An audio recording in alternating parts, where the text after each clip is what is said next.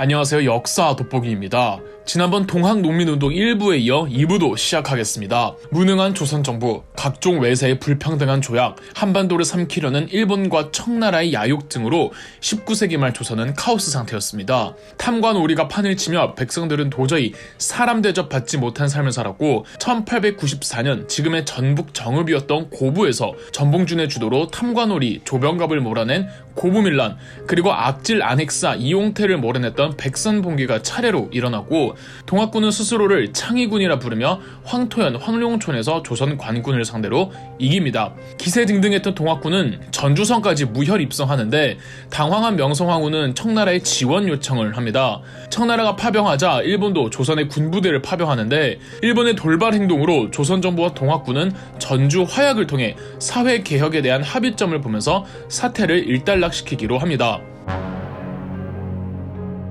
일본군과 청나라군 모두 명분이 사라졌기 때문에 철수해야 합니다. 고종과 조선정부도 처음엔 정중하게 철수해달라고 부탁합니다. 이에 일본군은 곧바로 서울로 진격해 4시간 만에 경복궁을 점령하고 고종과 명성황후를 인질로 삼은 뒤 동학군과 합의했던 개혁안을 모조리 백지화하고 일본의 주도하에 새롭게 개혁을 실시하겠다고 선포합니다. 이 개혁이 갑오개혁입니다. 동시에 일본군은 아산만에 정박해있던 청나라 군함을 기습하면서 청일 전쟁이 터지죠. 이건 아니죠. 정부와 화해만 하면 물러날 줄 알았던 일본군과 청나라군이 조선 땅에서 지들끼리 싸우니 전봉준은 비분관계합니다.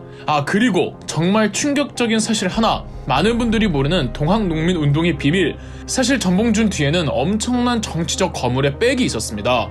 바로 흥선대원군이었습니다. 명성황후에게 정치적 실권을 전부 뺏긴 흥선대원군은 늘 명성황후를 벼르고 있었고, 흥선대원군은 전봉준의 동학농민운동과 함께 전봉준이 서울로 와주기만 하면 흥선대원군은 고종과 명성황후를 폐위시키고 고종의 조카였던 이준용을 새로운 왕으로 추대할 계획이었습니다. 흥선대원군과 전봉준도 개인적인 친분이 있었거든요. 그런데 예상치 못한 일이 일어났으니 바로 일본군의 서울 침공이었던 거죠. 인천 제물포에 상륙한 이후 조금씩 서울로 오던 일본군은 서울로 진격해 경복궁을 공격했습니다. 경복궁의 서쪽 문이자 지금도 서촌에 놀러가시면 볼 수 있는 이 영추문에서 궁궐수비대와 일본군 사이에 싸움이 전개됐습니다. 4시간 만에 영추문은 개방되었고 일본군은 그대로 경복궁 안으로 들어가 경복궁을 무단 점령하고는 고종과 명성황후를 감금시켰습니다. 일본군의 경복궁 점령으로 흥선대원군의 모든 계획이 수포로 돌아간 겁니다. 비록 일본군은 흥선대원군을 정계에 복귀시켰지만 허수아비에 불과했고 흥선대원군은 전봉준과 비밀리에 내통해 다시 한번 동학군을 모아 거병하여 서울로 와서 일본군 쫙 밀어내고 고종과 명성황후까지 끌어내리기로 합니다. 전봉준도 일본군을 몰아내기 위해 1894년 9월 다시 거병하니 2차 동학농민운동의 발발이었습니다. 1차 동학농민운동은 아무래도 정부를 상대로 거병했기 때문에 밀란의 성격이 강했습니다. 그런데 2차 동학농민운동은 일본군을 몰아내기 위한 전쟁으로 의병적 성격이 강했기 때문에 전봉준 등 동학의 강경파 남점을 비난하던 동학의 온건파 북접 세력도 이번엔 합류를 하기로 합니다. 동학의 2대 교주 최시영의 수제자였던 손병희가 북접 동학도를 이끌고 전봉준과 합세하죠. 그 규모는 자그마치 4만이었습니다. 동시에 흥선대원군은 조선정부의 섭정직으로 있었으나 일본의 바지사장이라는 틀에서 벗어나 일본을 물리치고 이번엔 제대로 고종을 폐위시킨 뒤 이준용을 새로운 국왕으로 즉위시키기 위해 흥선대원군은 이준용더러 동학군을 진압할 목적으로 경기도 남부로 군대를 주고 보냈으나 동학군을 맞닥뜨리면 그들과 싸우지 않고 연합해서 한양으로 진격할 예정이었죠. 그러니까 전봉준과 손병희는 충청도를 무사히 지나 경기도 남부에만 도착하면 이길 수 있는 전쟁이었습니다. 연합 동학군이 서울로 올라가기 위해 먼저 장악해야 할 곳으로 충청도에서 가장 행정적으로 중요한 도시 공주를 목표로 삼았습니다. 수적으로 많은 동학군은 전봉준의 지휘하에 3개 부대로 나누어 세 방면에서 공주를 옥죄고 우금치 고개에 모여 단숨에 공주 도심으로 진격해 공주를 장악하고자 했습니다. 일본군은 우세한 고지점을 장악하고 있었고 유인전으로 좁은 협곡으로 동학군을 유인하는 작전을 펼칩니다. 무엇보다 일본군이 가지고 있던 게틀링건이나 서양식 화기들이 너무 넘사벽이었습니다. 동학창의군이 근대화 깔짝한 조선군을 이길 수는 있었어도 아주 오래전부터 철저한 근대식으로 무장한 일본군을 이기기란 불가능했죠. 11월 약 일주일간 40에서 50차례에 걸친 공격을 퍼부었으나 사실상 학살에 가까운 무자비한 선멸전이 자행됐고 4만의 동학군 중 3,000명만 살아서 도주합니다. 우금치 고개를 넘지 못한 거죠. 일본군은 흩어진 동학군을 끝까지 추격했고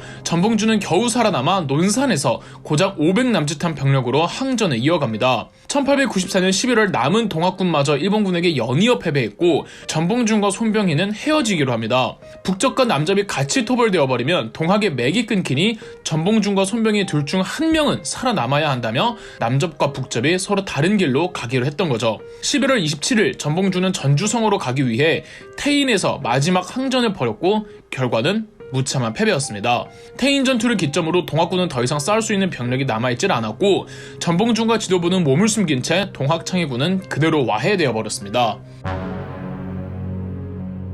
명백한 승리를 거두었음에도 일본 병력은 전봉준을 찾기 위해 혈안이 되어 있었고 전봉준과 지도부를 찾기 위해 전라도와 충청도 마을을 돌아다니며 동학군 색출 작업을 명분으로 수많은 조선 백성들을 마구잡이로 학살해버렸습니다. 이 와중에 몇몇 조선 관리인들은 일본의 사륙행위를 지지해주고 도와주기까지 했죠. 전봉준은 순창에 숨어 있었으나 부하의 배신으로 부하가 신고하여 전봉준은 체포됩니다. 압송되기 직전 카메라에 찍힌 전봉준의 사진이 그대로 남아있는데 무언가 후손들에게 하고 싶은 말이 있는 것 같아 참 가슴이 먹먹해지는 사진입니다. 전봉준과 손하주 등 주동자들은 사형 선고를 받아 교수형되었는데 전봉준의 교수형이 우리나라 최초의 사형 선고를 받아 교수형된 사례라고 합니다. 1894년 12월 중순 동학군의 잔여 세력은 충청도 대둔산에서 끝까지 항전했으나 이듬해 1895년 1월 대둔산의 동학군은 전멸당했고 3월에 전봉준, 손하중, 최경선 등이 교수형에 처해져 죽음으로써 1년이 조금 넘는 기간 조선 반도를 발칵 뒤집어 놓았던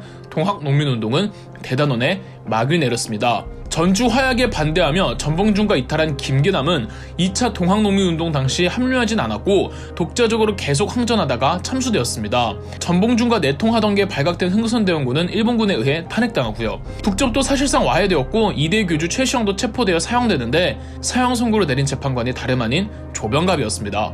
이후 손병희가 동학의 3대 교주가 되죠. 손병희가 이어받은 동학은 예전의 동학이 아니었습니다. 더군다나 동학 출신의 간부 몇몇은 친일파로 돌아서면서 동학골이 말이 아니게 되자 손병희는 동학을 쇄신하겠다며 종교의 명칭을 천도교로 바꾸었습니다. 손병희는 나중에 3.1운동의 최초 기획자가 되기도 합니다. 동학농민운동이 끝난 이후로도 일본은 꾸준히 조선천 국토를 돌아다니며 동학 색출 작업에 나섰고 동학농민운동이 끝난 이후로 몇 년간이나 조선 백성들, 특히 남쪽 지역의 조선 백성들은 너무나도 잔인하게 살해당했습니다. 전봉준이 체포되고 재판을 받고 사형되기까지 전국에 퍼졌었던 노래가 있었습니다. 새야 새야 파랑새야 녹두밭에 앉지 마라. 녹두꽃이 떨어지면 청포장수 울고 간다. 새야 새야 파랑새야 우리 논에 앉지 마라. 새야 새야 파랑새야 우리 밭에 앉지 마라. 당시 일본군의 군복이 파란색이었다고 합니다. 그러면 파란색가 무엇을 의미하고 녹두밭, 녹두꽃, 우리논, 우리밭은 무엇을 상징하는지 예상 가능하시죠? 그저 한 사람 한 사람을 하늘로 여겨 사람 그 자체가 존중받는 주체가 되는 나라를 꿈꾸었던 동학농민운동은 현대사로 나아가는 최초의 거국적 대중운동이자 의식 수준이 높아진 평범한 사람들이 체계적으로 자신의 주권을 외친 미완의 혁명이었습니다. 전봉준의 사형 집행 전에 일본군은 어떻게든 전봉준을 친일파로 만들기 위해 회유했다고 합니다. 그때마다 전봉준은 이 말만 되풀이했다죠. 오직 죽을 뿐. 그럼 역사 돋보기였습니다.